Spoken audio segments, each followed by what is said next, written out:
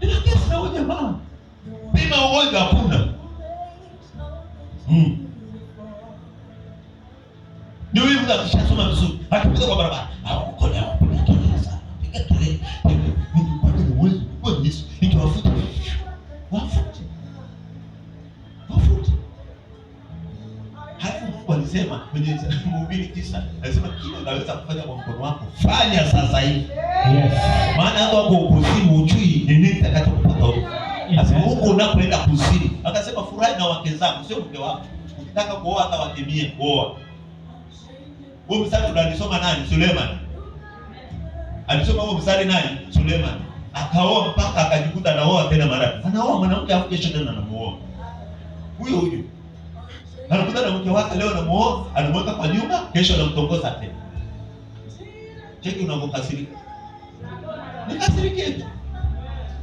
Mwambie na unakasirika nini sasa?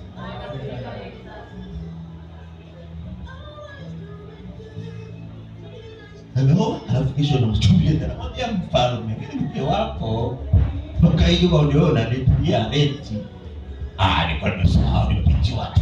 Sasa shughuli ni nyingi. Hamna. Sema fire.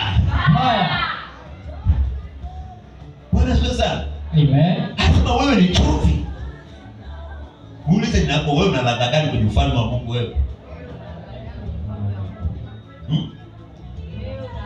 Una ladha gani?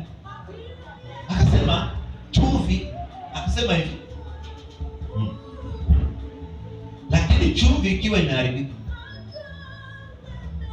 Hata uwe chumvi sasa. Kwenye wakati wake, chumvi wakati wake inajidai. Sema amina. Wakati wake inajidai, kiingia kwenye mboga fulani italeta ladha, watu watafurahia ile mboga. Sema amina. Amen. Ikiwa kwenye chakula inaleta ladha ya chakula. Sema amina. Amen. Ukipika kanyama kako pale, ukikatupia kachumvi pale, unakula mpaka unafurahi. Sema amina. Amen. Ngoja iharibike utafurahi. Hiyo chumvi wekea mchanga. Wekea mchanga. Au changanya na sukari. Si ndio imeharibika hapo? Kuharibika kwa kuchumvi huko. Hapa cheka mchana. Amen. Jirani wewe umejichanganya na mambo gani? Mbona hatukuelewi? Mguse wewe mwambie umejichanganya na mambo gani? Mbona hatukuelewi? Kuna mtu kwenye hii maisha haeleweki hii ni chumvi ama ni kitunguu ama ni nini? Ni chumvi nini? Sukari. Kuwa chumvi. Mungu anasema sisi ni chumvi. Amen.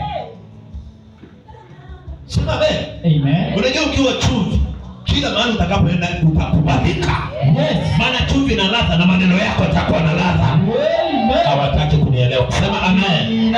Sema chumvi. Chumvi. Unajua mimi nilikuwa chumvi. Nikiweka mikono juu yako hivi. Si mimi ni chumvi. Nikiweka mikono juu yako hivi, nimekuambukiza ule uchungu wako. Amen. Unaelewa? Yaani ukitoka hapo wewe.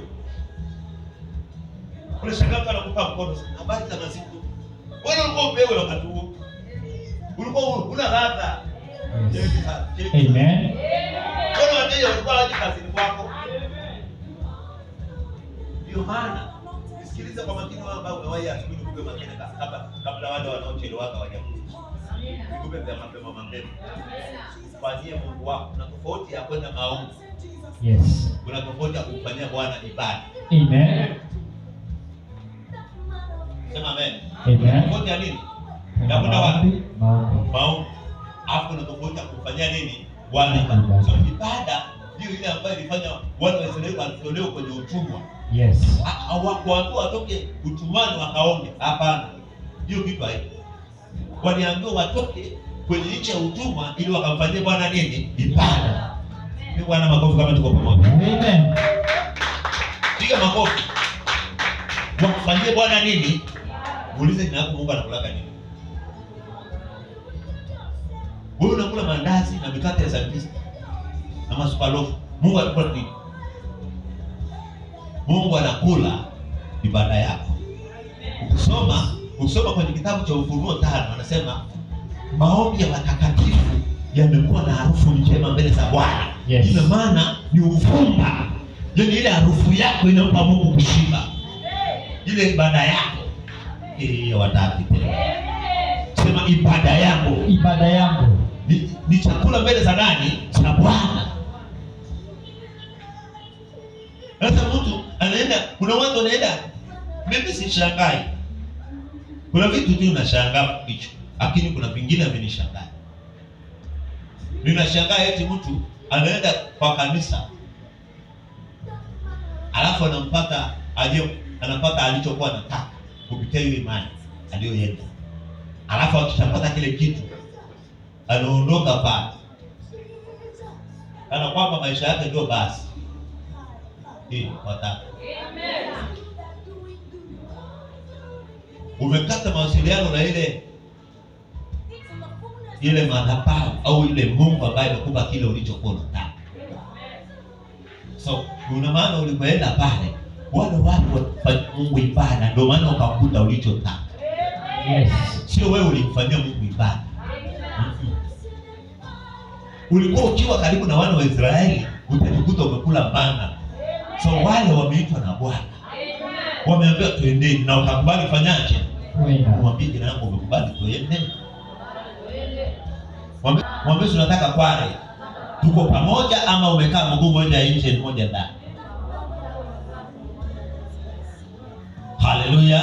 Amen. Wakawa wanakula vya Mungu kwa sababu wamekubali. Shida ambayo iko kwa wanadamu ni kutokukubali, kutokuitika. Wanaweza kuita mtu, "Wewe fulani njoo." Akakuja. Sasa wanasema Mungu ngoja niende, wewe kuna muujiza. Alafu kama kiza. Watu wengi wanatikaka sauti ya Mungu ila kufuata maelekezo.